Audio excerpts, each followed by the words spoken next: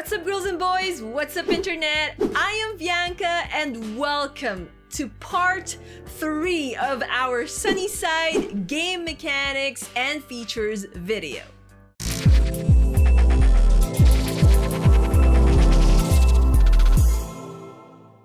That's right, we're already at part 3, and for today, I'll be talking and showing a little bit of Sunnyside's crafting, farming and recycling, as well as cooking mechanics. Now, these are all pretty much basic and don't really need anything complicated going on with them, but I just thought you guys might want to see how it is done in Sunnyside all the same. So, let's go and jump right ahead into the first in the list: fishing.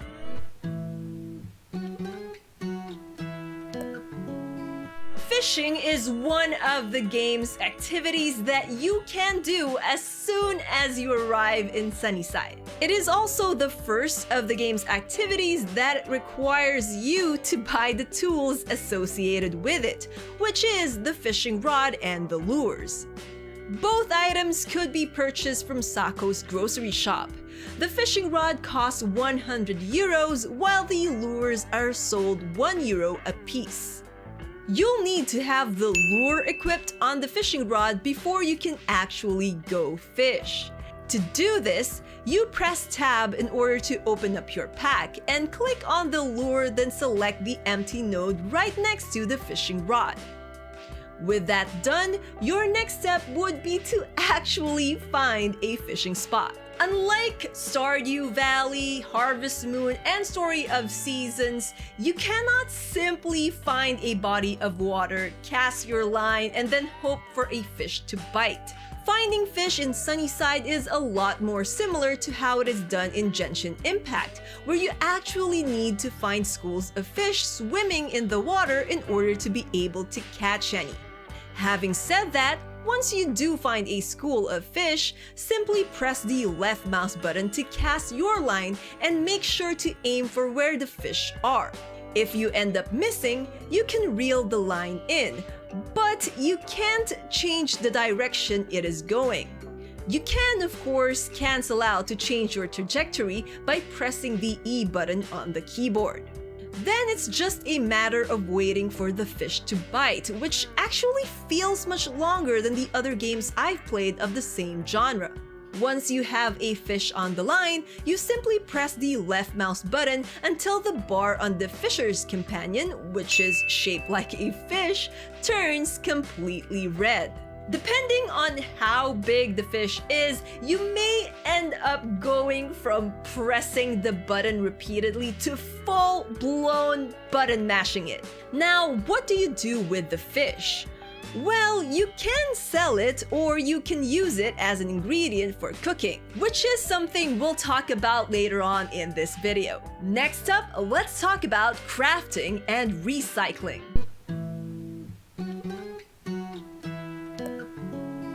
Crafting is unlocked as soon as Gabe mentions it during your dinner with him. You will need a crafting table in order to make use of the crafter's companion, which, again, thankfully Gabe allows you to use. Of course, you can build your own, but that still requires you to craft the items you will need, so Gabriel's offer to let you use his is really a helpful one. Crafting naturally requires resources that range from those you can get by chopping trees, materials converted by recycling, and those you can ask Kazuki to smith for you in his shop.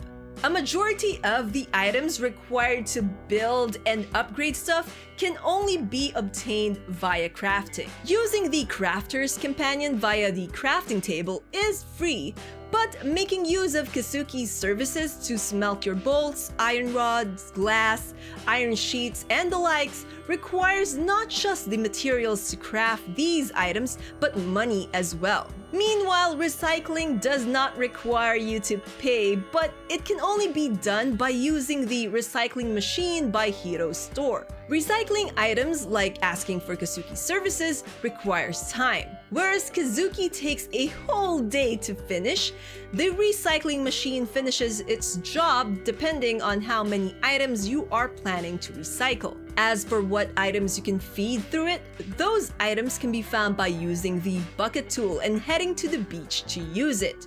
The bucket tool is another tool you can purchase in Kazuki's shop. Using the bucket tool will net you sand, of course, along with these recyclable items.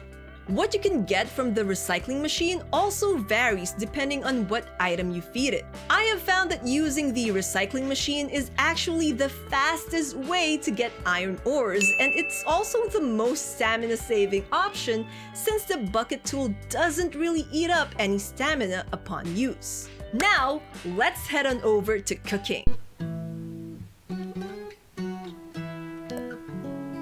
Cooking unlocks as soon as you have built the grill, which is part of Sunnyside's main mission in the Influencer Alpha, and which requires that you have unlocked the drone to build it with, something we have tackled in the previous video. Cooking, of course, requires recipes, although you could try your luck and see if you can end up with something edible with just your gut. Recipes in Sunnyside's Influencer Alpha could be obtained as part of the main mission as well, which requires you to talk to a couple of characters and get them to share a recipe with you. Once you have a recipe, they will populate the cookbook app on your phone, which shows you a little bit of information about it, such as the description of the food, the ingredients, temperature, what cooking utensils you will need to use, stuff like that. I think you can also purchase recipes in the full version of the game though, and that the other recipes might be hard event unlocks since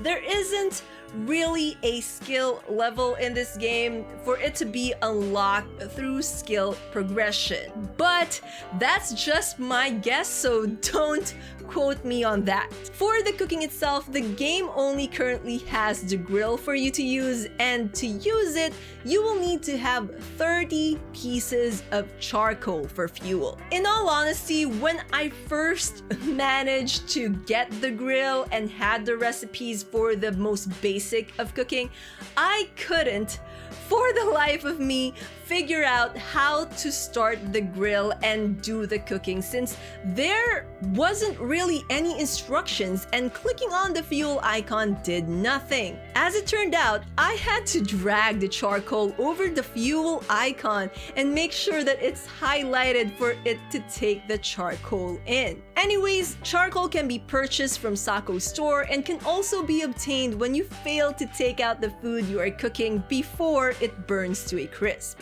That's right, you would have to manually check if the food is done cooking and manually take out the food from the grill as well. You can opt to let the app place the ingredients and prepare them for you, but you can't let it do everything else when it comes to cooking. How much fuel ends up being used also depends on how long you've got the fire going. It depletes even when you are not cooking.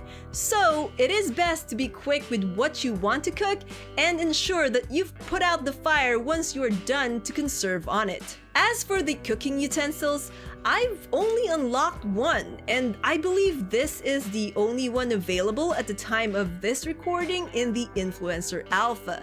And that is the cutting board, which is something you will need to build via the drone function as well. There is a kitchen knife you can purchase from Kazuki, but it's only ever used, as far as I can tell, as a material to craft the cutting board. And that's about it for today's video. For the fourth Sunnyside game mechanics and features video, we'll be heading on over to the caves, which has just been added in the Influencer Alpha. We will also be talking more about the phone and the apps on it, as well as looking into the characters we will find in Sunnyside's full game. So, until then, you guys know the drill. Dream on, fly on. Thank you all for watching, and I'll see you all in the next video. Bye bye for now. Keep safe, everyone. Someday we'll have our last conversation and drink our last cup of coffee. Someday we might be 80 and think about the different things